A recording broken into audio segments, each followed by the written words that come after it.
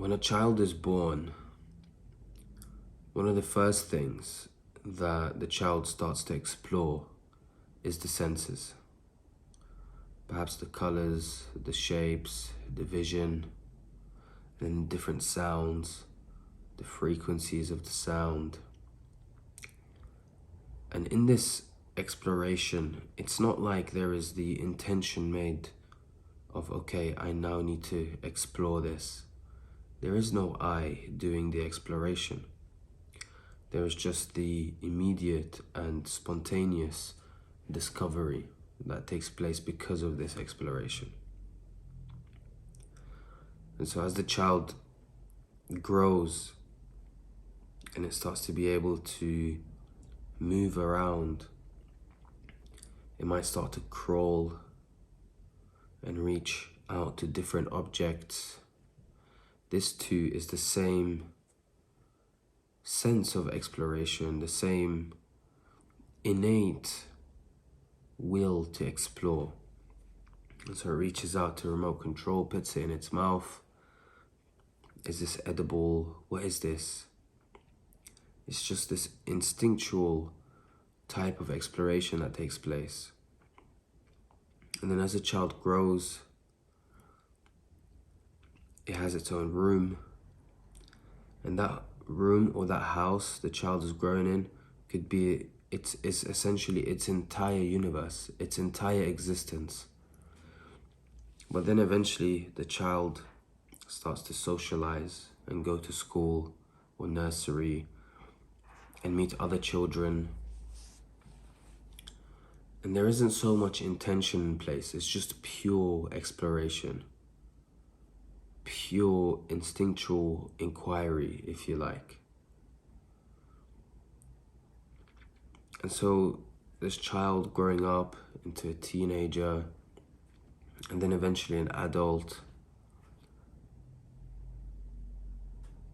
the exploration has reached different areas in existence. And so then there's the exploration of different questions of what are we? Why are we here? Where are we going? What is all this? Who am I?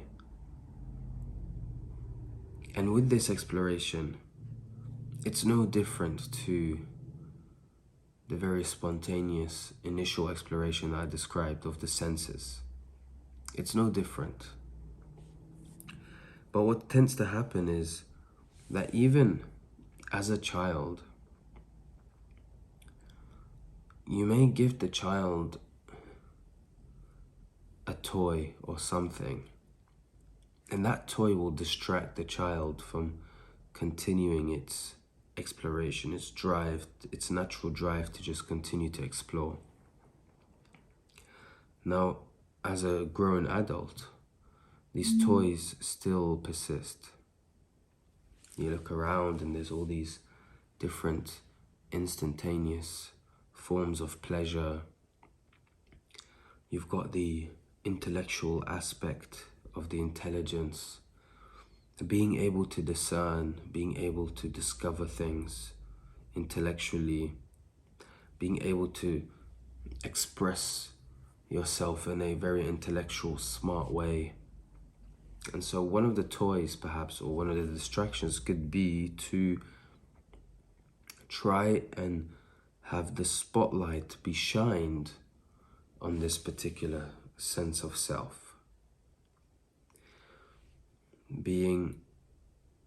Expressing yourself in a way where people are recognizing this particular self. There's all these selves, and now to feel worthy or to feel some sense of fulfillment, the other selves are recognizing you as more important, as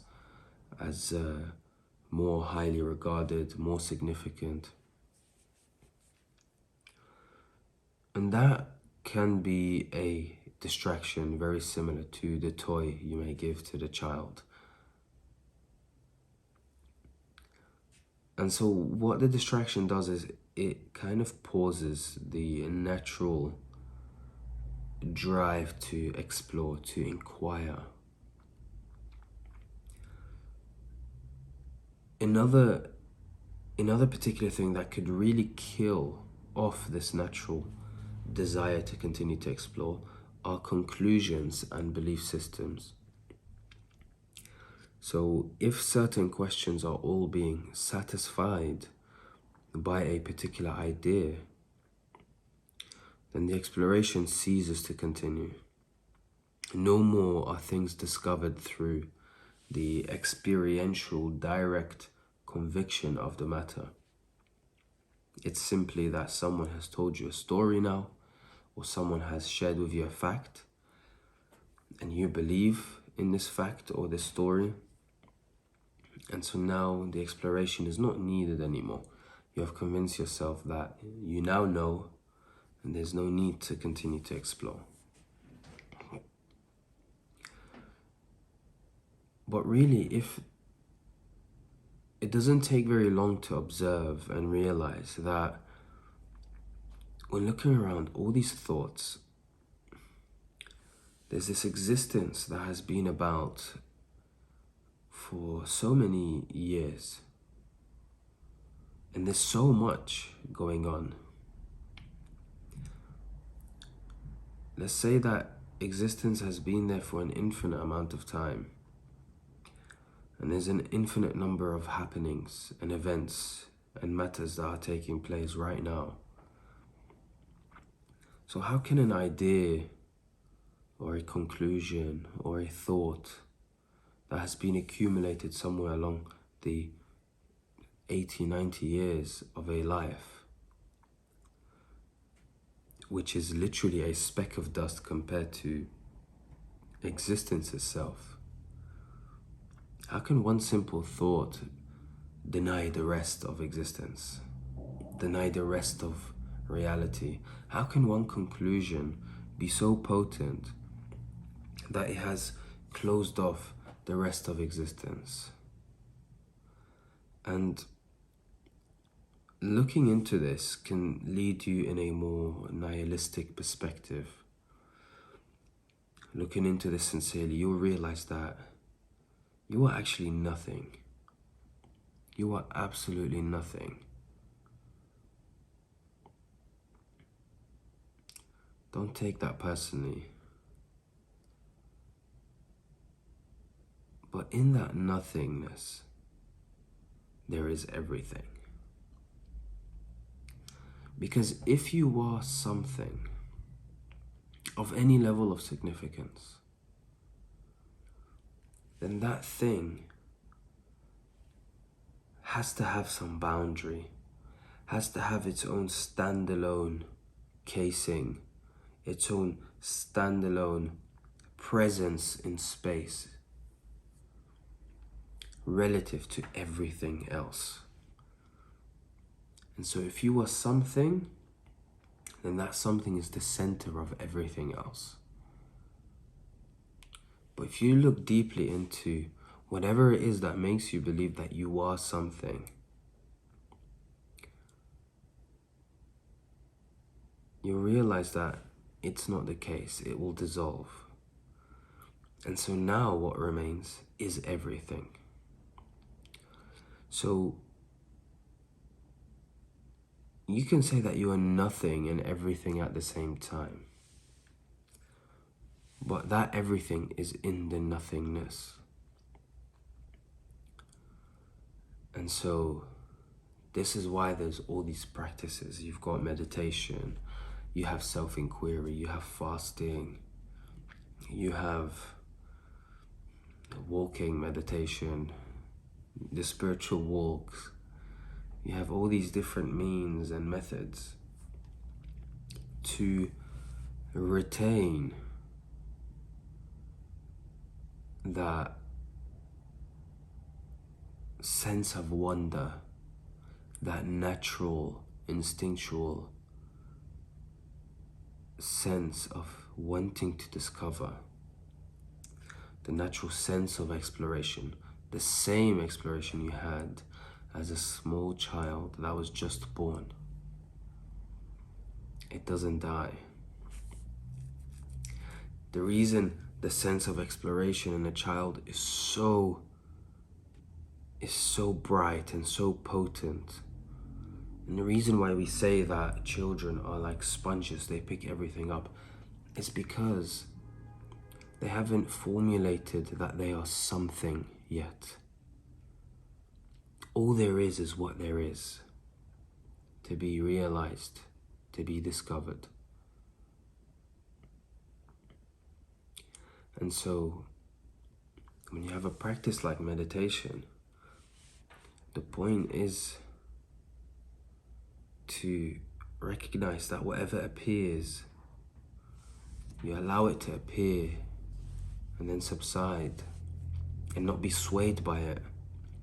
You're teaching yourself that this very same toy that you're holding as a child that's distracting you from continuing the exploration, or the very desire to want to be something significant among society and other human beings. In meditation, you are recognizing that these toys or distractions aren't the center of it all, aren't all that important. And so as a child, you let go of this toy that you've been holding in your hand, and now you have the space to continue to crawl again. And this is the same thing here. When you observe the thoughts and they fall away, when you do this long enough, you recognize that you are actually not the thoughts. You are not this distraction. You recognize that you are nothing. Because in that moment, in the moment, whatever takes place, if all that is taking place is removed, there is still the I that remains. There is still the presence of awareness, if you like.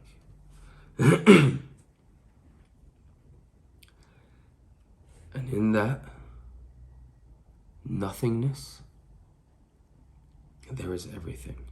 Once again, everything was always there, but for a little while along the exploration, the distractions may have created a reality or orchestrated a reality, a perspective that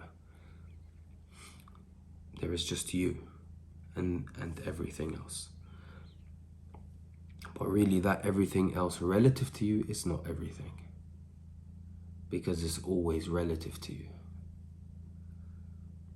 And so when that you is recognized as nothing, as just an idea, the same thought that you kind of let go of and just observe, allow it to appear and subside in meditation, the same sense of identity is exactly the same. And so this is why we can say that you are nothing and everything at the same time.